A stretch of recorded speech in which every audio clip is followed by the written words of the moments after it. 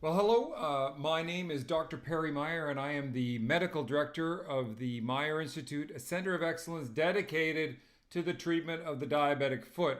And today is March 27th, 2020. We finished the first week of our COVID preparedness awareness plan. We did pretty well, and we are encouraged by what we've learned this week. Learned for ourselves how we practice wound care in this environment, but also a lot from our patients. There are quite a number of things that I wanted to talk about that we have found interesting and I think may help in running other people's practices. But in particular, when it comes to COVID and about the screening procedures, this was something that we found to be very challenging, because if you only go through the simple questions, then you're going to miss some background information. The person who's doing the screening needs to have a bit of training, a little bit of guidance from a clinician who is skilled in taking a history, and it's really quite like an interrogation. So you have to dig a little bit deeper than the surface. Some people say immediately, our first day we had someone that was here, long-term patient, we knew them well, and they said they've not been in contact with anybody from out of town, although their daughter had come back from Switzerland only about 4 days before, but she lived in their basement. Well, we knew that she lived in the basement, and when they said that she had arrived back, but they were not in contact with her, she was in their house, and that precluded them from coming to see us. So this is an example of where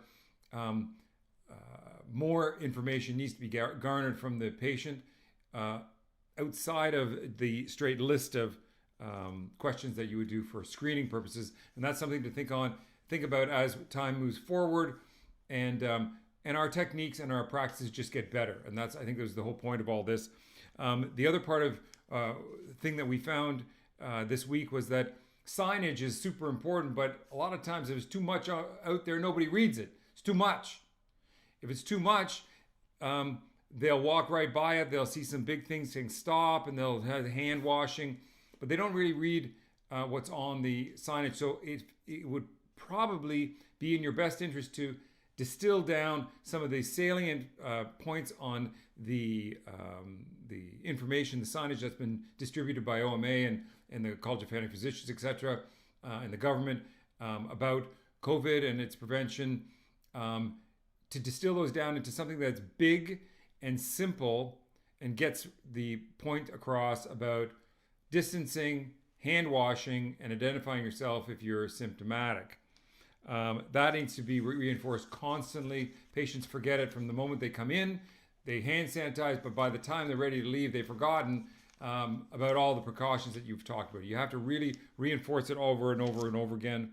I think that the part of keeping people away from each other, it's possible here, and we are policing it more and more carefully and more rigidly.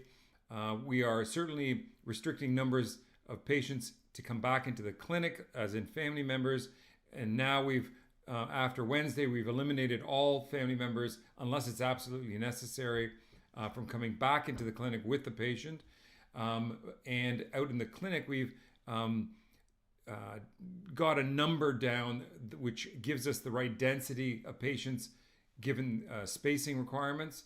And if that density rises above a critical level, we start sending people back out into their cars. And we're going to work on a system of paging, either through texting or just giving the patient a phone call to come back in, much like you're in your restaurant, you're waiting for your table.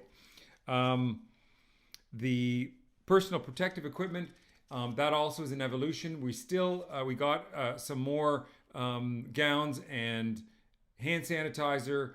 However, we will still be short if we are using it at the requested or suggested frequency. So we are being careful with those items. The face mask that we have been using is a bit cumbersome and it can't be cleaned. So I'm adapting a face shield, a plexiglass face shield that can flip down and up. It makes it a little bit easier to communicate. And when we have to do debridements, I can use the face shield more easily, and then it can be cleaned either with Cavi wipes or Cavicide, or now with that, plus we are using UVC lighting. And UVC lighting is very interesting. It's used commonly in farms, water lines. They pass the water line through a UVC lighting system, and it kills all the bacteria and viruses for the most part.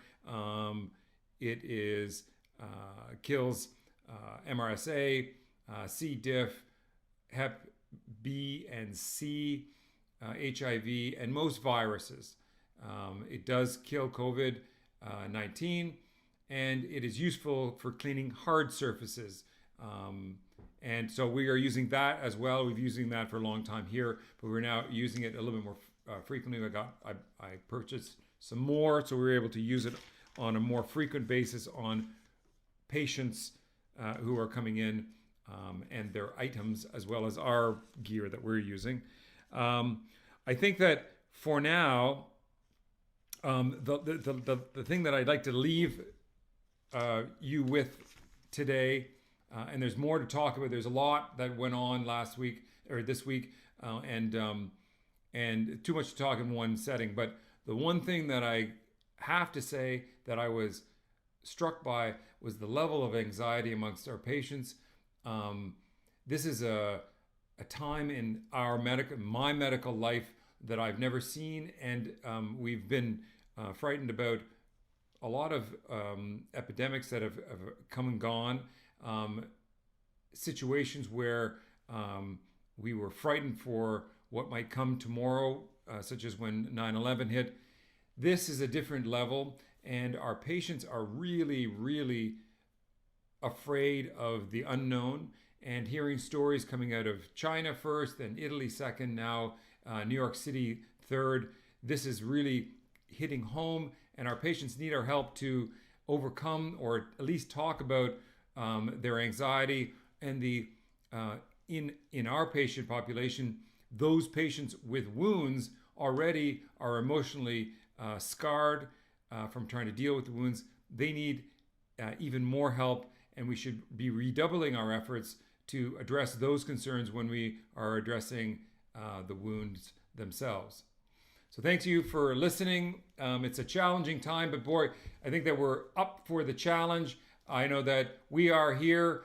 My name is Dr. Perry Meyer, and I am the medical director of the Meyer Institute, a center of excellence dedicated to the treatment of the diabetic foot. But we're not talking about the diabetic foot exactly right now. We're talking about the treatment of our diabetic wound patients in the era of COVID-19. Thank you for listening. I hope this dialogue continues for a long time to come.